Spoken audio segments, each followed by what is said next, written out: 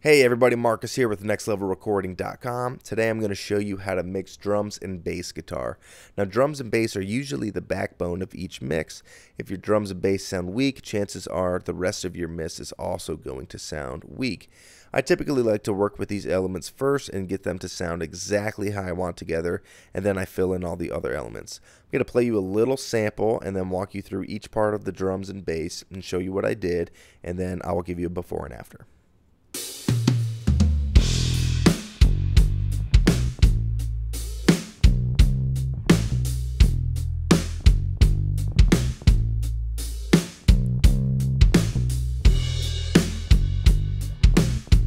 Cool, now let's start with the kick drums. I'm pretty much doing the same type of moves for each of the 4 kick drums that are in this song, and I'm blending them together with, volume moves. Now each EQ has some pretty drastic EQ moves in it, and here's something pretty cool. You can actually do bigger EQ moves with lower frequency instruments than you can anything else, and you can get away with it.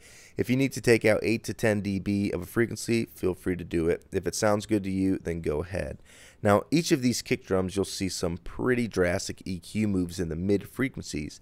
Now, removing the mid frequencies, which contain a lot of boxiness in kick drums, will actually make your low end sound huge without even boosting the low end. Instead of going straight for the thud of the kick drum and boosting, try cutting out a bunch of the mids, and you'll really hear the thud of the kick. Now, you will see that I do, boost the fundamental frequency of each kick drum a bit to just get a little bit more power, and I like to stay around 3 decibels in this range to not overload my mix bus. I'll also do a little boost in the upper frequencies just to get a little snap out of the kick, and I'm not doing this to each kick drum, but just listening to what I hear best in each of them and then blending them together. Now I will show you each of these so you can see that they're pretty similar. And then we're going to go to sub kicks here. I take out a little bit more of the highs, and then here's the sub kick where I take out pretty much all the highs and just boost a little bit, of 73. Now the first 2 kick drums, I am using the CLA 3A compressor, and this is an amazing compressor, and it's super simple to use. You basically just adjust the peak reduction to get, however much gain reduction that you want. Right here, I'm doing 2 to 3 decibels of gain reduction, and then I'm just adjusting the gain to give me back a little bit of what I'm taking out. Not too much, and that's really all I'm doing for the kick drums. I'm going to do a little sample of the kick drums just so you can hear a before and after.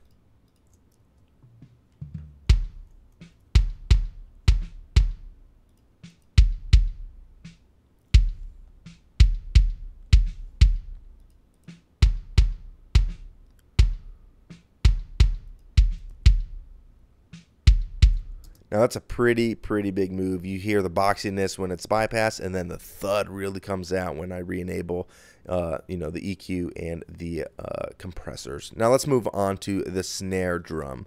Now, I'm not doing too much on the snare drums. I'm really just high pass filtering on this particular one up to 60. I'm boosting the meat of this snare drum at 189, taking out a little bit of the boxiness and then boosting a little bit AK just to kind of give it a little sizzle. Now this is the top snare drum microphone, so on the compressor I'm doing quite a bit of compression actually. I have a 3-to-1 ratio. I have a medium fast, pretty quick attack, 1.7 milliseconds, and then I've adjusted the release to pump and pulse with the song. I have lowered the threshold to give me about 6 to 7 dB of gain reduction, and then I've added back 6 dB of gain just to counteract what we are taking out. Now for the snare bottom, I'm doing something pretty similar. I've rolled off the low frequencies, just we don't have anything really down here. I've boosted the meat of the bottom snare mic, which is at 185, took out some boxiness as well, and then I did a high shelf around 6700 hertz and up, about 6 dB, just to give the bottom snares some sizzle. Now I'm also compressing the bottom snare. I'm using the CLA 3A again, and actually CLA 2A, my bad. And I'm just adjusting the peak reduction to get me, 2 to 3 dB gain reduction, and then adjusting the gain just to give me a little bit back. And I'm not doing crazy movements on the gain. I don't want to, give a false impression of it being louder. So just a little bit of movements. Now let's move on to the hi-hat. Now this is something pretty cool. With hi-hats, overheads, and room mics, there's so much information that you can work with. I don't like taking out all of the low end in a hi-hat and just making it sizzle, because there's so much information for the snare drum that you can use to help your snare drum cut through the mix. So for this particular hi-hat, I cut out to 183. There's nothing really below this.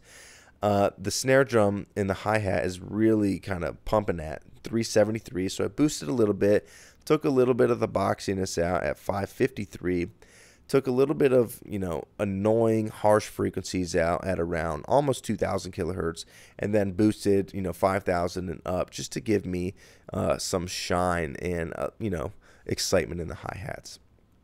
Now with the toms, I kind of treat toms a little bit like bass drums. They're kind of gross sounding in the mid-range, just kind of flabby. So I take a lot out in the mid-range, kind of thickens them up a little bit, allows the the low end to be a little bit more pronounced, and then I'll boost a little bit the fundamental frequency that the toms are working at. Roll off a little bit of the low end, and then I will boost a little bit where the attack of the stick is really popping for the toms, and then just a little bit off the top end, not too much, not really a noticeable difference. That is the rack tom. Here's the floor tom, pretty much doing the same exact thing. Now let's move on to the overheads. So this is the overheads, and this is another way you can really get your drums to shine. So I'm rolling off about 140, and there's not really any kick drum information in the overheads, and I'm just going to take that out and just give room for the actual kick drum and the bass to have, so they're not competing with anything, even the frequencies that we don't hear. Now in the overheads, the snare drum is really meaty and fat at 197, so I'm going to go ahead and boost that in the overheads just to give my snare even more weight than it would have just by itself. Now in overheads, they tend to be super boxy, super flat and flabby in the mid-range, around 400 to even 1000 kilohertz. So I just notch those out, kind of boost and sweep just to find, those gross frequencies, and then you just take them out by like, 2 or 3 dB, nothing too crazy. Now cymbals tend to have some harshness in, the low upper mid frequencies, if you will, around 2000, 3000, 4000 kilohertz. So I take that out a little bit. And then boost a little bit of the upper end just to make them shine a little bit.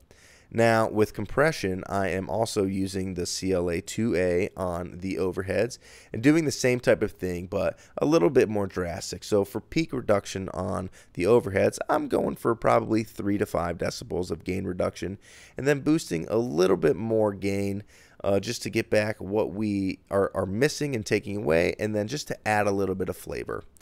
And then I'm doing pretty much the same exact thing with the room mic. Again, room mic, great opportunity for you to beef up, your snare drum. I'm beefing it up here with 394, a little bit of kick drum in the room, 158, taking out some, boxiness and crud of 700 to 1000, really clearing it up, and then boosting the upper frequencies just to give it a little bit more life and clarity so it's not so dull. Room mics tend to be pretty dull.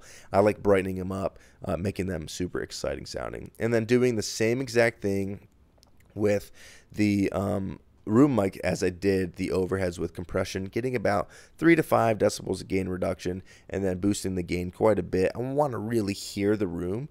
You're recording the room because the room sounds a certain way, so bringing that information up with the compressor is really an awesome way to beef up your tracks and just make a huge difference in your drum sound.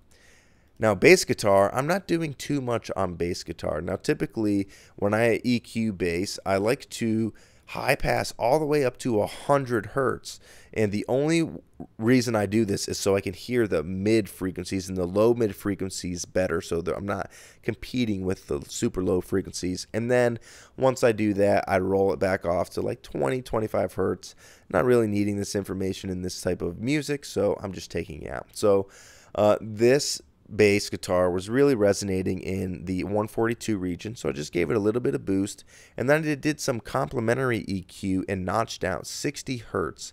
Now 60 hertz is where the bass drum is really thumping, so I went ahead and took this out so the bass drum has room and it's not fighting with the bass guitar, and that you can hear the separation of those two. Now, for a little bit extra flavor, I'm using the Decapitator plugin just to add some harmonic distortion to, the bass guitar, and really just give it that fatness that, we really want it to have. I am just using a preset, the mid driver, and I've adjusted the drive and the output just to taste and what I think sounds great. It gives it some grit and, allows it to just have just this fat tone and really kind of punch you in the face while you're listening to it. And then for compression, I'm just using the stock compressor that comes with Pro Tools.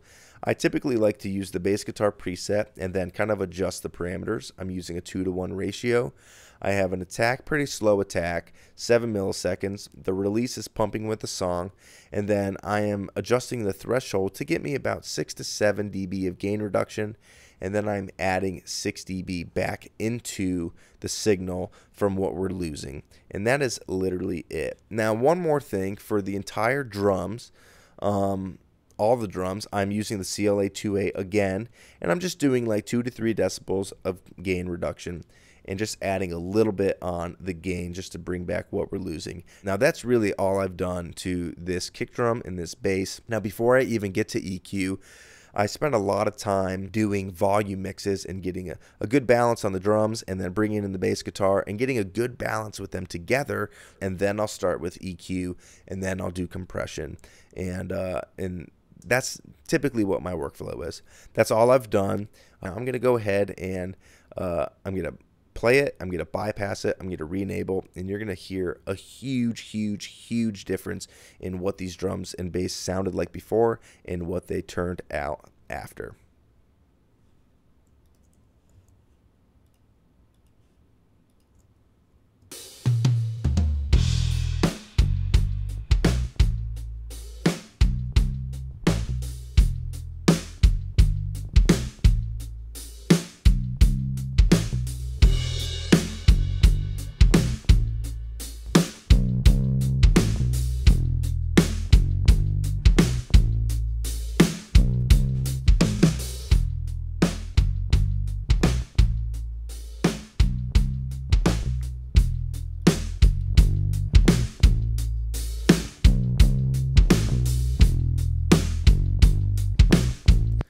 Pretty huge moves right there with how it sounds. Super beefy, super awesome, super in your face. Before it was super boxy, kind of dull, nothing really happening.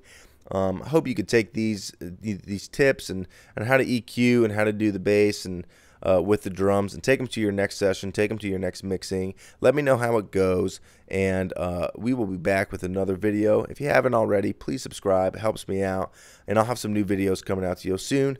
If you have any questions, let me know, and I will always answer you guys. Until next time, I'll catch y'all later.